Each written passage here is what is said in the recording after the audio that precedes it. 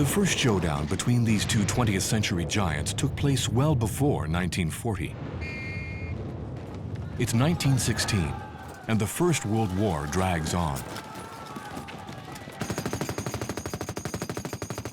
At this point, more than 2 million soldiers are already dead. World War I proves an unspeakable massacre. From the sodden trenches of the Artois region of France, a British officer writes to his wife, "Filth and rubbish everywhere, graves built into the defenses and scattered about promiscuously, feet and clothing breaking through the soil, the unceasing accompaniment of rifle and machine guns, and the venomous whining and whirring of the bullets which pass overhead. Amid these surroundings, aided by wet and cold, and every minor discomfort, I have found happiness and content such as I have not known for many months." The author of these lines, who seems to relish the cold under the hail of bullets, is Winston Churchill. And if he seems as comfortable in the trenches as in his bath, it's because his youth was already a veritable adventure novel. Winston is born in one of England's most beautiful palaces in 1874. American by his mother and English aristocracy by his father, the boy has never spread toothpaste on his own toothbrush. Educated in boarding school, he is a restless student with poor grades. His father considers him a dullard. Quickly reoriented to a military career, the young man surprises everyone. He distinguishes himself as a soldier in 3 colonial wars on the outskirts of the empire, in India, Sudan, and South Africa.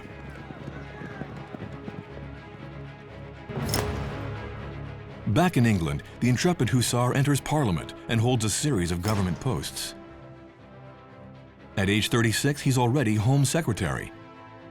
Graced with insatiable ambition and astonishing eloquence, the following year he is named First Lord of the Admiralty, which becomes one of the world's most prestigious posts when World War I breaks out. But his ascension is abruptly interrupted, because in 1915 he commits an unforgivable act. He torpedoes his political career with a bungled occupation during the Gallipoli campaign in Turkey, a mission intended to attack German forces from the rear.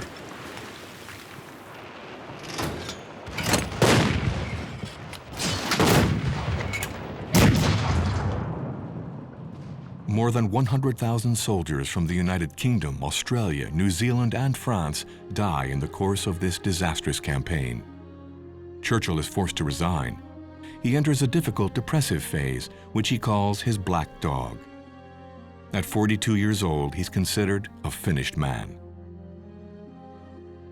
But Churchill abhors idleness.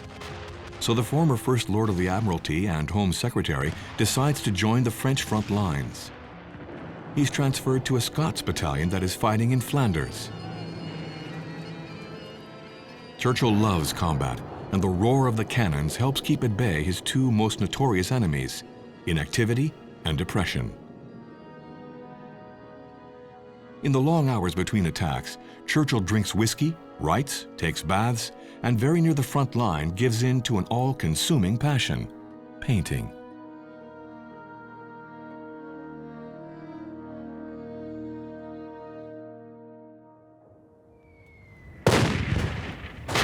Just a few kilometers away, on the other side of the trenches, a young corporal in the Bavarian infantry is passionate about painting as well and sketches tirelessly. A volunteer in the German army, Adolf Hitler is 27 years old, 15 years younger than Churchill. For many years, he has wanted to become a professional artist.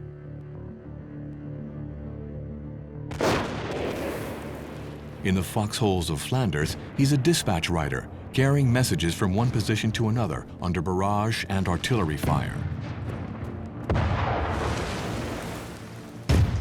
It's his first war, and he's convinced he's found his place at last. Indeed, there were many years of aimless wandering for the young Austrian. Born in a lower middle-class household to an extremely violent father and an overprotective mother, Hitler had a very troubled childhood. Owing to his mediocre grades in school, his father envisions a career as a public servant for his son, but the young man wants to be a painter.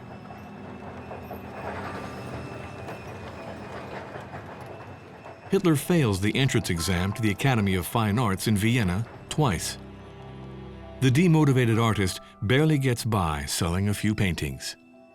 On August 2, 1914, a divine surprise. War is declared. Hitler, in Munich, is euphoric. I'm not ashamed to say that, overcome by a storm of enthusiasm, I fell on my knees and thanked heaven from an overflowing heart, he later writes. The conflict jolts the failed painter from his torpor.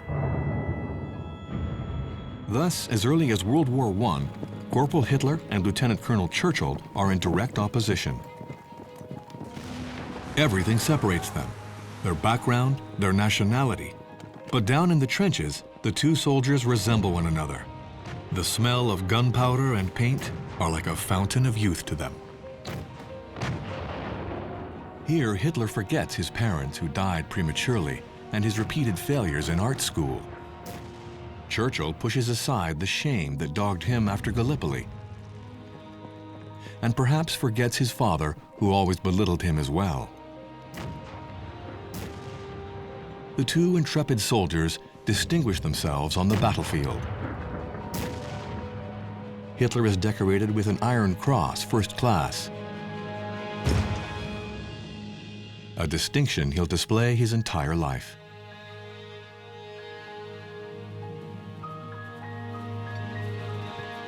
After 6 months in the mud, Churchill's depression lifts and he's feeling much better. The deputy returns to London. 15 months later, he joins the government as Minister of Munitions.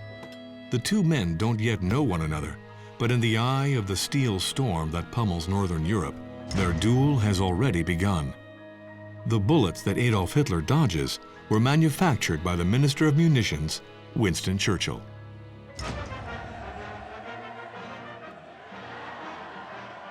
In November 1918, the armistice is signed. Germany has lost. The victory is celebrated around the world. In Britain, Churchill regains his post and his rank. The Minister of Munitions has accomplished several feats. Curious and passionate, he oversaw the production of munitions as well as armored tanks, whose use he encouraged, and which were decisive in a number of battles. Many in England credit him with the victory, and during the parade, he is well positioned.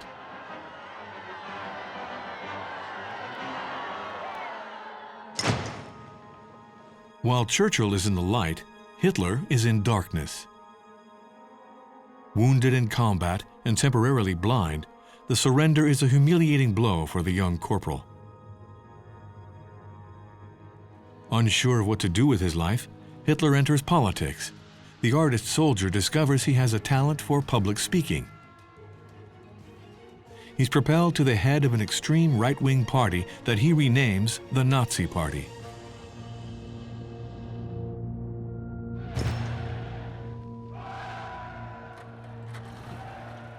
Hitler is in a hurry. An attempted putsch fails. Imprisoned, he pens a manifesto, Mein Kampf, My Struggle, in which he lays out his racist and anti-democratic ideology. Prison raised Hitler to the head of the party and offered him a springboard. He is convinced he will soon seize power.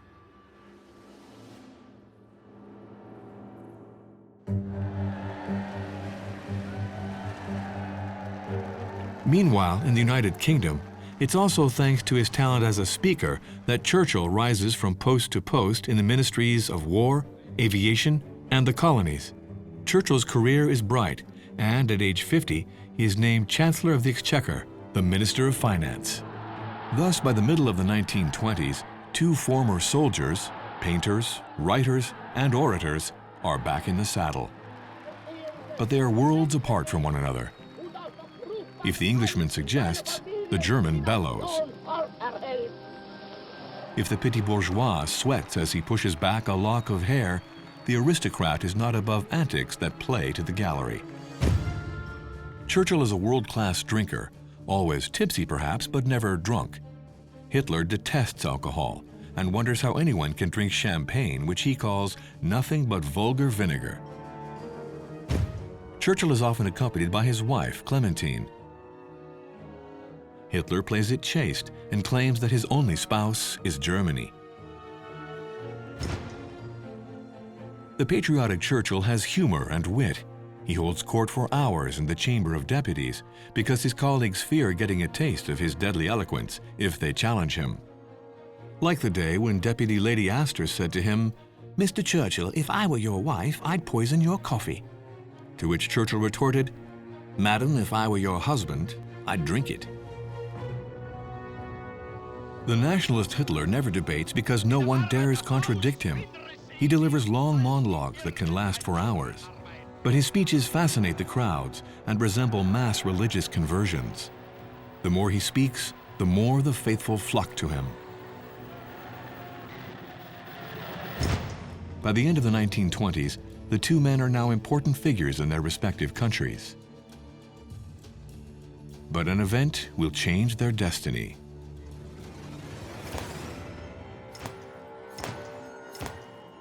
In October 1929, panic breaks out on Wall Street. The stock market crashes. Soon the world's economy is plunged into a recession. In England, the Conservative government is swept aside. Winston loses his post as Minister of Finance. Every political faction attacks him for his disastrous mismanaging of the Treasury. No one trusts him.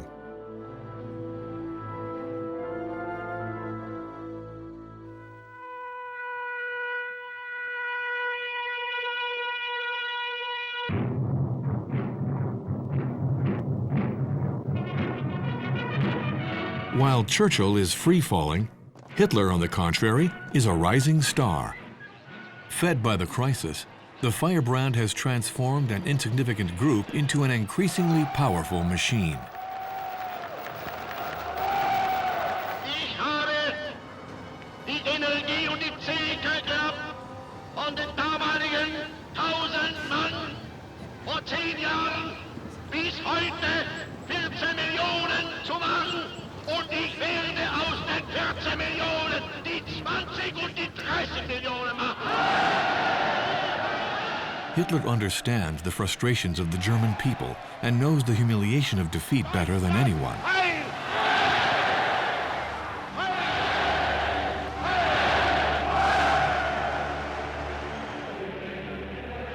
So much so that in January 1933, the little corporal is named Chancellor of Germany by President Hindenburg. 9 years after his failed putsch, the insurgent has succeeded in rising to the very top.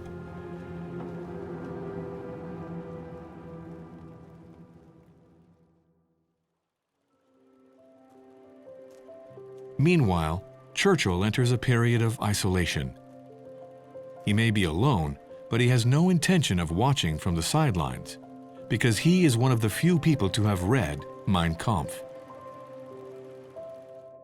As early as 1934, he alerts the public to the danger Nazi Germany represents.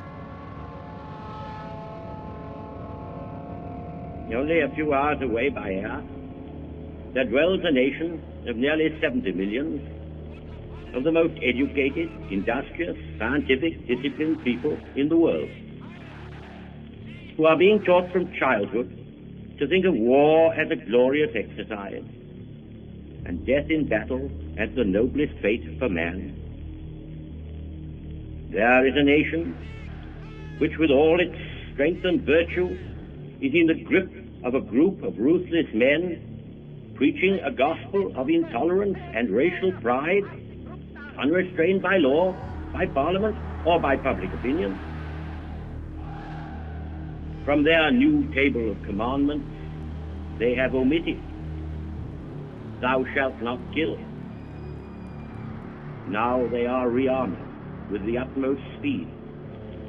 And in face of these facts, I ask again, what are we to do? A long-distance duel begins between the aristocrat and the petit bourgeois. a duel largely dominated by the dictator. Flouting the Treaty of Versailles, Hitler takes advantage of the weakness of the Western democracies and multiplies his attacks. He reinstates obligatory military service, remilitarizes the Rhineland, and seizes Austria without ever firing a shot. In October 1938, Hitler demands in no uncertain terms possession of the Sudets region of Czechoslovakia. Terrified by the power of the Wehrmacht, Paris and London signed the Munich Pact and offer Hitler the Sudets region in exchange for a mere scrap of paper. Churchill is alone in denouncing this agreement and prophesizes, "You were given the choice between war and dishonor. You chose dishonor, and you will have war."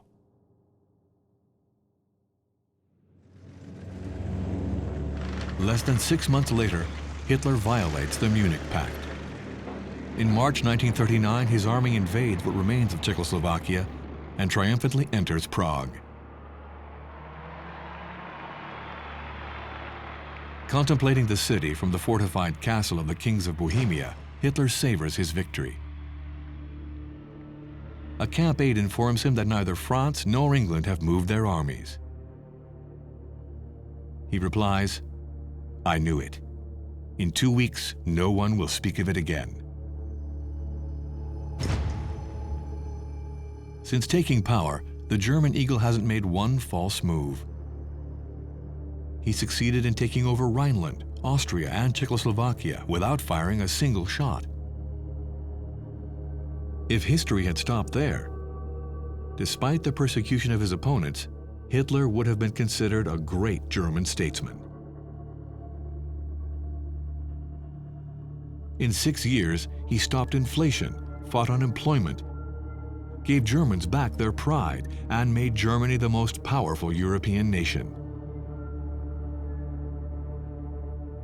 And if history had stopped there, Churchill, the aristocrat, would have been considered a politician with an outstanding oratory talent, but an overly impulsive and depressed man who had ruined his career like his father before him. But history has more surprises in store.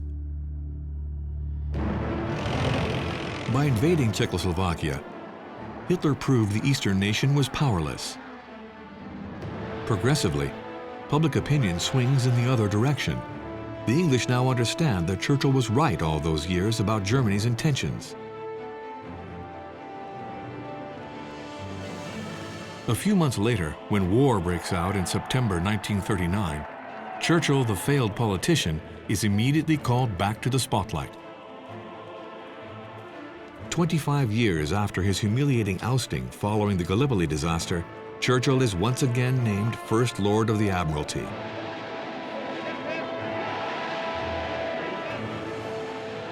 Winston is the only real warrior in the government, while Chamberlain has proved disastrous as a wartime prime minister. The consequences are swift. Goodbye, Mr. Chamberlain, and thanks for all you've tried to do. We welcome the new Prime Minister, Mr. Churchill.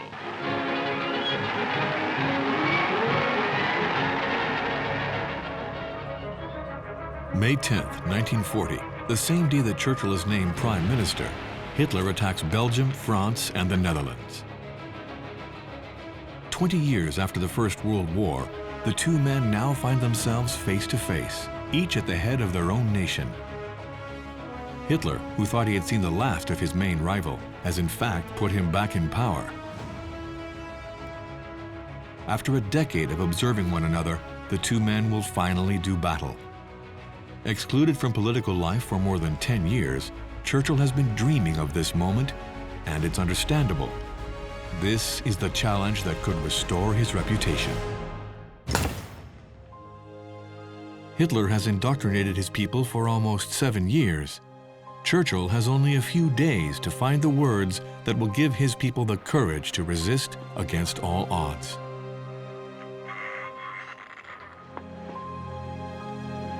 I would say to the House, as I said to those who have joined the government, I have nothing to offer but blood toil, tears, and sweat. We have before us an ordeal of the most grievous kind. We have before us many, many long months of struggle and of suffering. You ask, what is our policy? I will say, it is to wage war by sea, land, and air, with all our might, and with all the strength that God can give us, to wage war against a monstrous tyranny never surpassed in the dark and lamentable catalogue of human crime.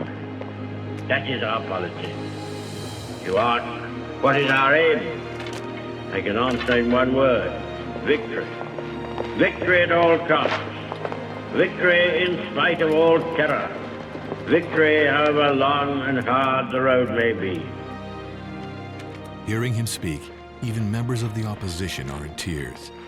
The people of England, like the French of the same era, are caught between fear, defeatism, and the instinct to survive. The underlying courage was there, but it had to be awakened, and that's what Churchill did. Still, on that night, the new Prime Minister had doubts. He is cheered by the crowd, which shouts, "Good luck, Winnie. God bless you." But once he's alone, Churchill breaks down in tears and confides to his generals. "Poor people. They trust me, and I can give them nothing but disaster for quite a long time."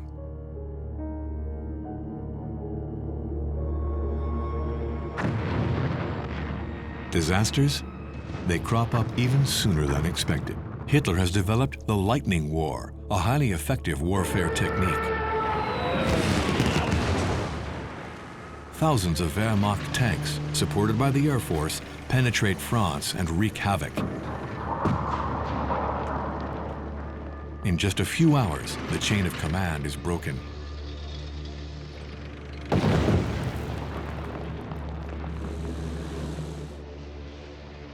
Hitler is delighted.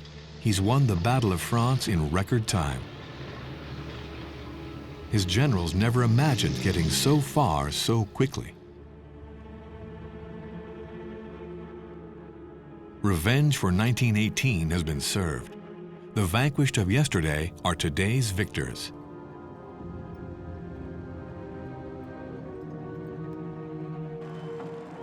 Hitler is definitely a god of war. With France defeated, Churchill is more alone than ever. A confrontation is inevitable.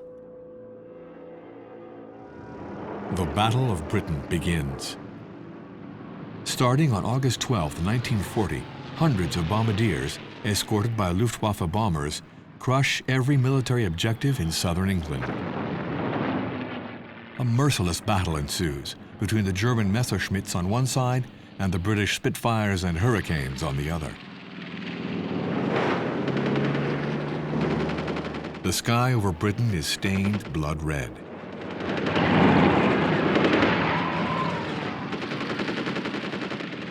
The Royal Air Force holds its own, but after several days, the situation is dire. At the end of August, British pilots have practically lost control of airspace over southern England, and the Germans have the upper hand. Happily, a fortuitous incident will change the course of destiny. On August 24th, a German plane mistakenly drops a bomb on London. For Churchill, it's a provocation. The next day, he orders the bombing of Berlin. His generals tried to dissuade him from this suicide mission because Berlin is much too far away. But Churchill, as impulsive as ever, stands firm.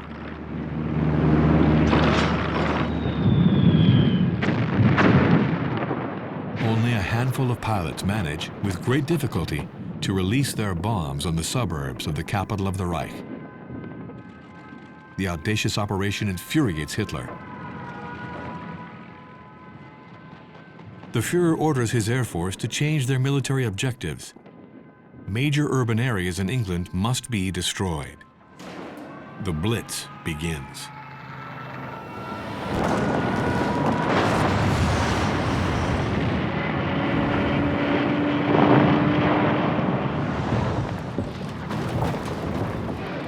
Despite the fiery wrath that rains down on British cities, the apocalyptic scenes the citizens endure, and the tens of thousands of deaths, the English manage to hold on.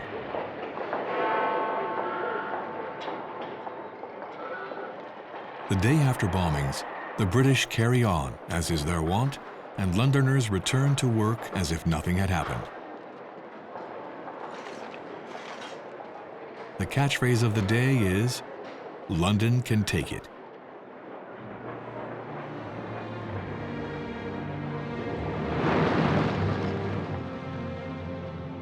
During the Blitz campaign, Churchill is regularly on hand in bombed-out neighborhoods to bolster the people's morale.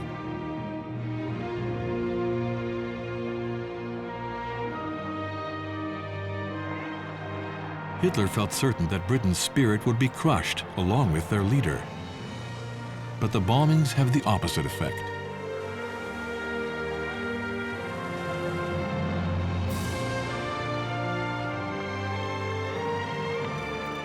Churchill's firmness, his unflappable dignity, his unwavering faith in the future, his confidence that England will triumph, his smile, his hat, his cigar, his passionate speeches align in this moment of history and make Churchill a symbol of the fight against tyranny. We shall defend our island, whatever the cost may be. We shall fight on the beaches. We shall fight on the landing grounds. We shall fight in the fields and in the streets. We shall fight in the hills. We shall never surrender. Hitler had his people behind him. Now, Churchill has his.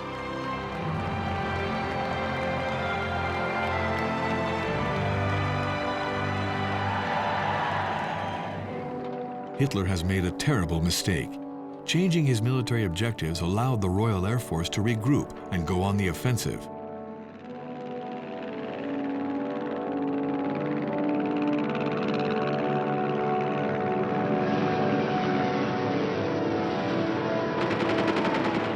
The RAF dominates their attackers.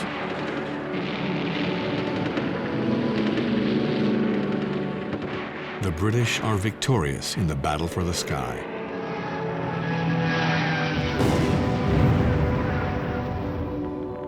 Churchill won the Battle of Britain because he acted impulsively. A strategic amateur. Hitler lost because he made the same mistake. There are more than 23,000 dead, but England is not invaded. It's Hitler's first defeat. Churchill kept him at bay.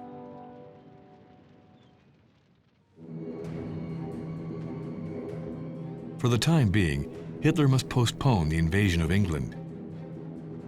His plan is to make them fold by destroying one of Britain's blood enemies, the Soviet Union.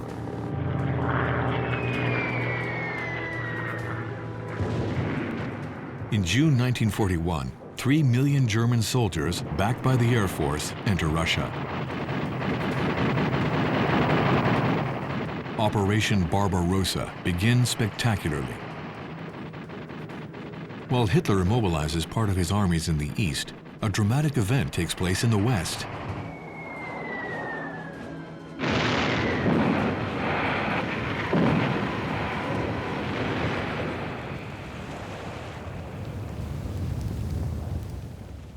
In December 1941, the United States naval base Pearl Harbor is attacked by the Japanese. Our two strategists rejoice at the same time, but not for the same reason. Hitler is buoyed because Japan is on his side. He tells his marshals, "There's no way we can lose the war. We now have a partner who has remained undefeated for 3,000 years."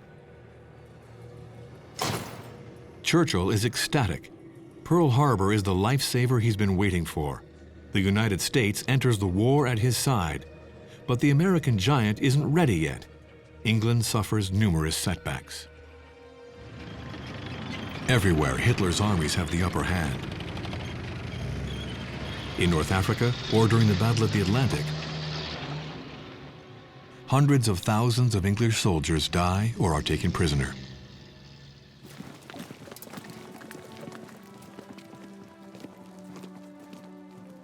Churchill is criticized in Parliament. Because whereas the Nazi dictator imposes his viewpoints, the Prime Minister must support his with sound arguments. England's Parliament is a democracy after all. Churchill says, "I'm like a fighter pilot. I go out on a mission every night, knowing that one of them will be the last." Regardless, his political adversaries understand that if Hitler is to be stopped, replacing Churchill in the middle of a war is impossible. The British Lion is in incredible physical shape.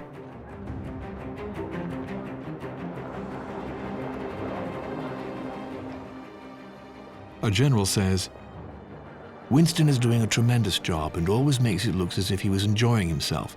I can understand why his entourage is so devoted to him. He dedicates each waking hour to winning the war.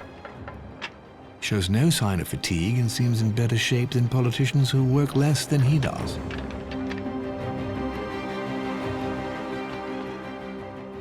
In fact, Churchill has never been happier. His depression is far behind him.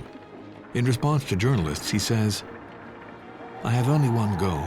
It is to get rid of Hitler, and that has simplified my life immensely."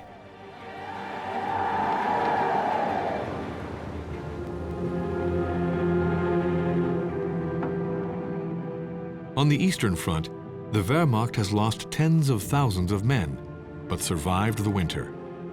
Hitler's tenacity has paid off. His generals agree. His determination saved the German army from defeat. Hitler assigns his troops new objectives: Stalingrad and the Caucasus. The self-taught strategist is confident. Now that January and February are behind us, our enemies will no longer see us bear the curse of Napoleon's armies. We will start to right the balance. But to realign the power balance, Hitler neglects to coordinate his offensives with his Japanese and Italian allies. He doesn't even inform Mussolini that he plans to invade the USSR. Hitler sees war as an individual sport.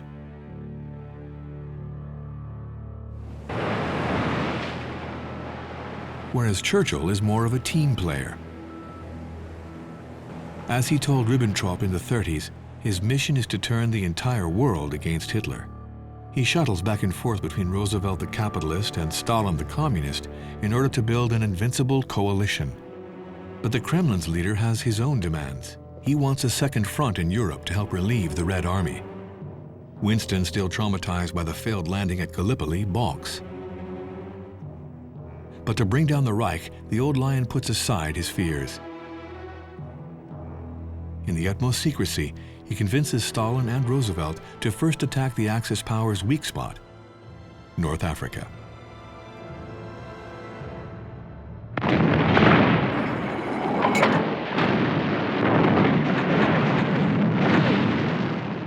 On November 8, 1942, Anglo-American troops disembark in Oran, Algiers, and Casablanca. Operation Torch, devised by Churchill, is a resounding success.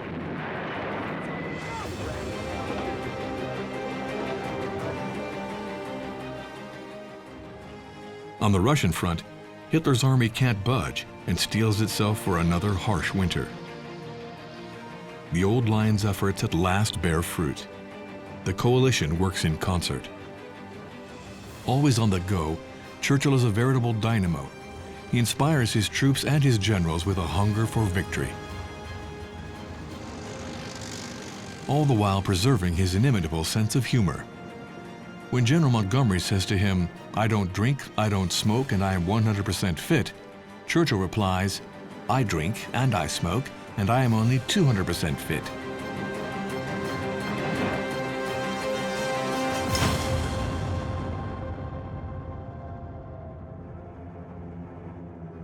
Hitler can't accept defeat. He becomes more and more irritable. He's lost confidence in his generals. Halder, Liszt, Van Manstein, Keitel, and Guderian are relieved of their commands or transferred to another front.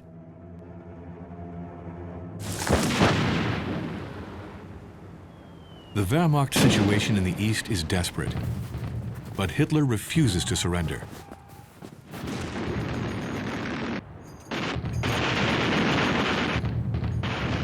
His obstinacy causes the worst defeat in German history at Stalingrad. The Axis forces count 400,000 men dead, wounded, or captured. After a continuous 23-year rise to the top since his failed putsch, Hitler begins his fall. He becomes more and more mystical and inscrutable. He says, "The god of war has gone over to the other side."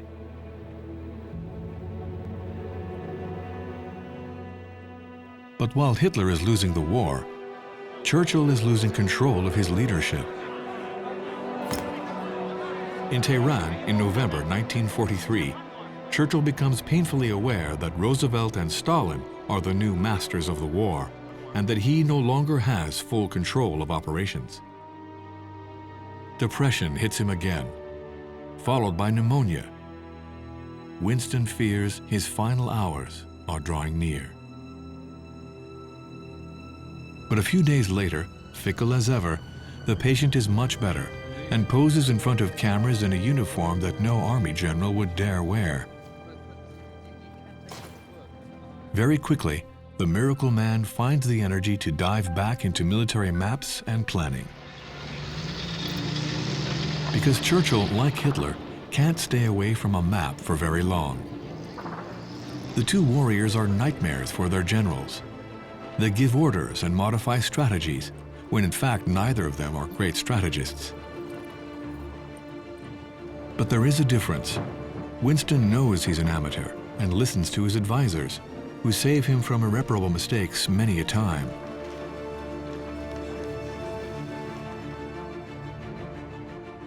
Whereas Hitler, by purging his staff, has essentially silenced his generals because they don't dare contradict him, despite repeated catastrophes. Since the beginning of the war, Germany has already lost 3 million soldiers, and the future looks worse. The disembarkment is coming. The Führer never questions his course of action and announces, "The Western plutocracy can attempt to land whenever they like. They will fail."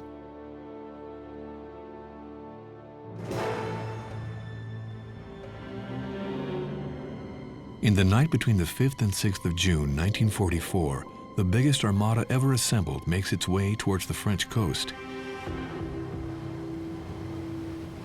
Hitler goes to bed at 4 a.m. At 6 in the morning, the fleet is spotted and combat is engaged. German generals immediately call the Chief of Staff, fearing this armada is the dreaded invasion fleet. They call for reinforcements in case of an attempted landing. But General Jodl refuses to wake the Führer to request authorization. One doesn't disturb a sleeping dictator, especially not Hitler.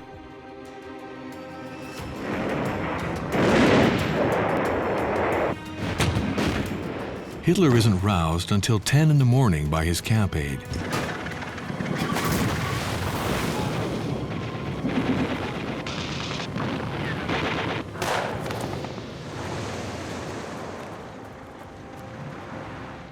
It's already 2:30 in the afternoon when Hitler orders reinforcement troops. That's 8 hours after the armada was sighted. It's too late.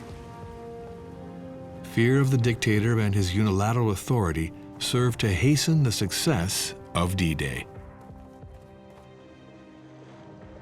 Churchill is relieved. Drawn by the smell of gunpowder, as always, he visits the landing beaches himself. Winston Churchill now came himself onto the soil of Normandy. The visit was brief. It didn't take long for the Prime Minister to satisfy himself that all goes well on the first stage of the assault of Europe. The Prime Minister and his party returned to the destroyer Kelvin in complete confidence of still greater successes to come. The architects of victory returned home.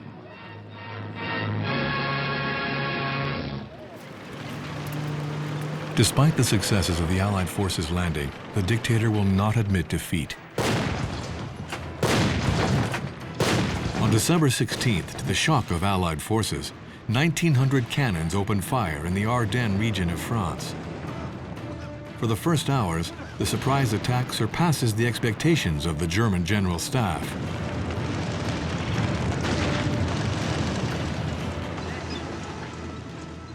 Hitler is already savoring his victory, but his celebration is premature.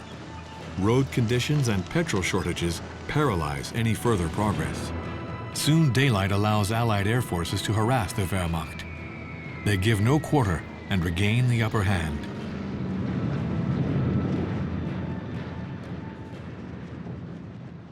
At Hitler's headquarters, the tension is palpable. Goering suggests negotiating an armistice. This war is lost, he explains. Hitler replies, "I forbid you to make any decision whatsoever in the matter. If you do not carry out my orders, I'll have you shot."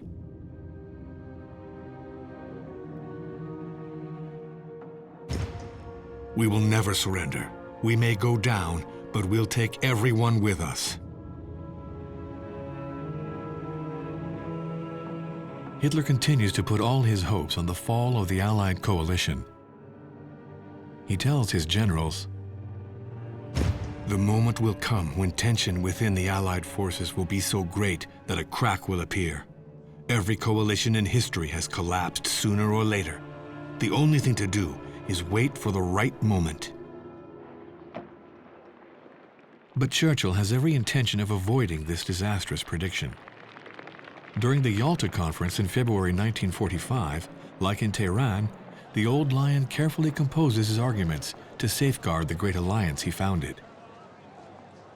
He relinquishes protecting Poland from Soviet influence and already senses the fall of the British Empire. But it's the price to be paid for a solid alliance against Hitler.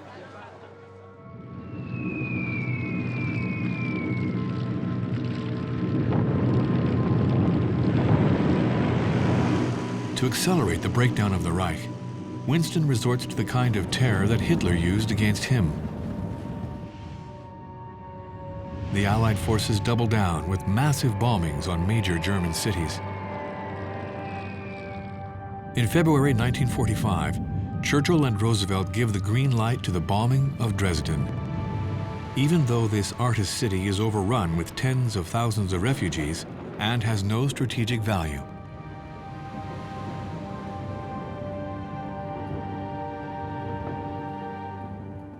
There are more than 40,000 deaths.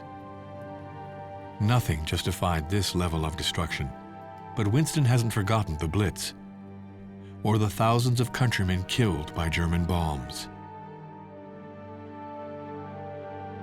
Churchill would walk through the ruins, supporting his people. For Hitler, such a gesture is unthinkable. Ever since the god of war had gone over to the other side, the Führer speaks to fewer and fewer of the people who had brought him to power, and rarely appears in public.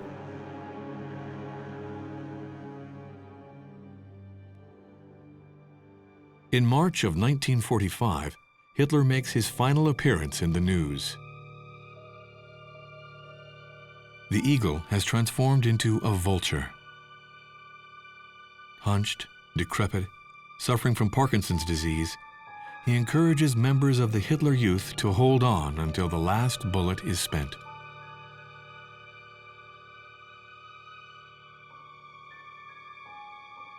The newsreels of the day censor a piece of film. We see Hitler trembling, incapable of controlling himself.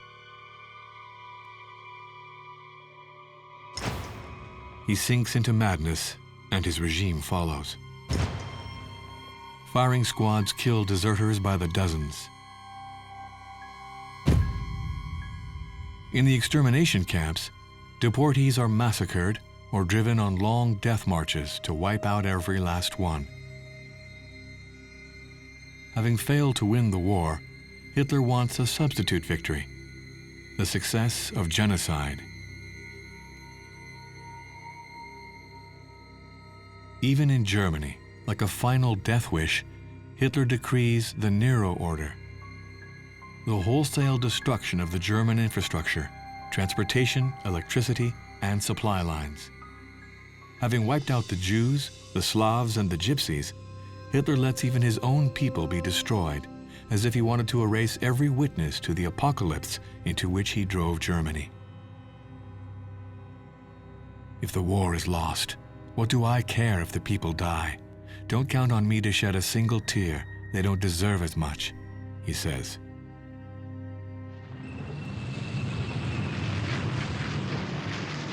In the east, the Soviet army advances like a steamroller.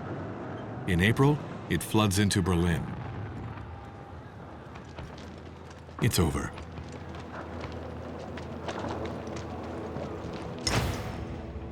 Hitler has just celebrated his birthday. He is 56 years old and looks like an old man. Holed up in his bunker, Hitler dictates his final political testament. His first words are for Churchill, the only person who stood up to him in 1940 and the one who caused his downfall. By refusing to come to an understanding with me, Churchill subjected his country to political suicide. At the beginning of this war, I tried to act as if Churchill were capable of comprehending this great policy. But he has been attached to the Jews for too long. My idea behind sparing the English was to prevent irreparable harm in the West. The fallen eagle has one last request. I want it written on my gravestone. He was the victim of his generals. Hitler marries Eva Braun. On April 30th, 1945, he commits suicide in his bunker. Radio Berlin announces that Hitler is dead, fighting to his last breath for Germany against Bolshevism. Churchill, fervently anti-Russian as well, comments, "Well, I must say, I think he was perfectly right to die like that." Winston has the last word.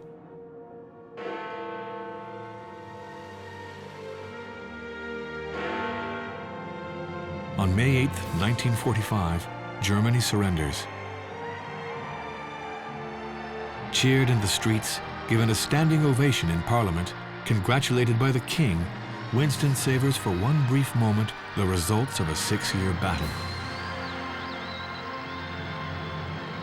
No one had believed in him, not his father, not his colleagues in the Deputy Chamber, and yet just as he promised, he has accomplished the impossible and has written history.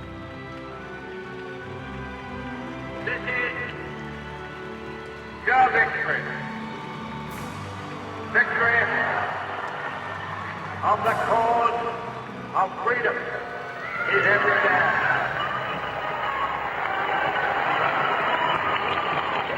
In all our long history, we have never seen a greater day than this.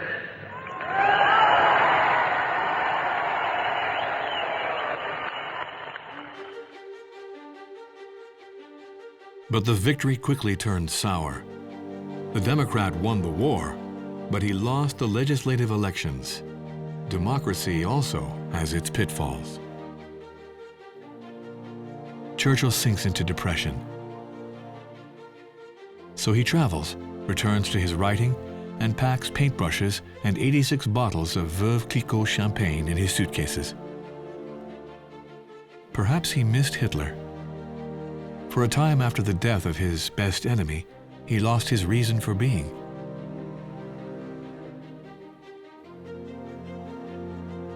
Never has a duel so marked the history of the world. The eagle was the poison, and the old lion was the antidote. What survives of their battle?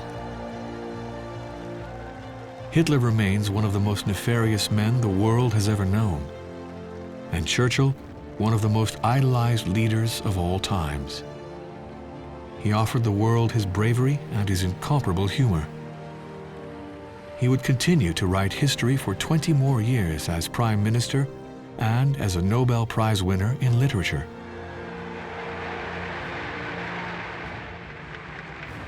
He'd always miss the smell of gunpowder and the rigors of combat. Long after the war, when journalists asked what year of his life he'd choose to relive, he replied, 1940. Every time. Every time.